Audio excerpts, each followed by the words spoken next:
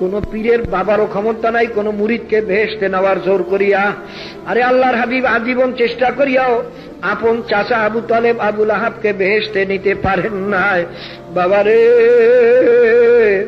আল্লাহর হাবিব ফাতেমা রাদিয়াল্লাহু তাআলা আনহাকে ফরমান, ইয়া ফাতেমা তিনকাজি নাফসাকি মিনান নার, এ ফাতেমা কবরে গিয়া যদি এই পরিচয় দাও যে আমি আখিরি জামানার নবীর মেয়ে, এই পরিচয়টি কিন্তু তোমার কোনই কাজে আসবে না, কোনই লাভ হবে না।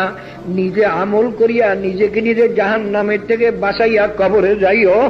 বাবারে, যদি কেউ মনে করিয়া থাকো আমি অত আমল করতে পারবো না, পীর সাহেব আমাকে বেহেশতে নিয়ে যাবে, তুমি মুশরিক হইয়া গেলা, অর্থাৎ আল্লাহ পাকের সঙ্গে অংশীদার বানাইছো তোমার পীরেরে। কারণ বেহেশতে নেওয়ার একমাত্র মালিক হইলেন মাওলা। যদি কোনো পীরে বলে আমি তোমার কবর আযাব মাফ করতে পারবো না, তোমার এই জাহান্নামের থেকে বাঁচাইতে পারবো না, তবে আমি কেমন পীর হইলাম? মনে করি ওটা পীর না, ওটা একটা মুশরিক শয়তান। বাবারে, পীরের কামাল শুধু রাস্তা দেখাইয়া দেওয়া, তাও বাবা কোরআন হাদিস ছাড়া দেখাবার ক্ষমতা নাই। এই জন্য পীর হওয়ার জন্য পহেলা শর্তই হইল অন্তত মেশকাত জালালাইনের এলেম তার ভিতরে থাকা লাগবে, ওই অনুযায়ী আমল তার ভিতরে থাকা লাগবে, এবং আর একজন আমলকারীর সার্টিফিকেট যাকে বলা হয় খেলাফত, সার্টিফিকেট পাওয়া লাগবে। বাবারে, কাজী খুব খেয়াল করিয়ে নিও। অনেক মনে পীর সাহেবেরাও গুনার কাম করলে ক্ষতি হয় না, এরাইলো সমুদ্র।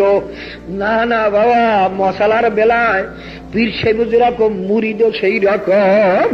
বাবারে, আমার জন্য গুনাহ গুনাহ, তোমার জন্য গুনাহ গুনাহ। বাবারে, পীরের জন্য ভিন্ন কিছু নাই।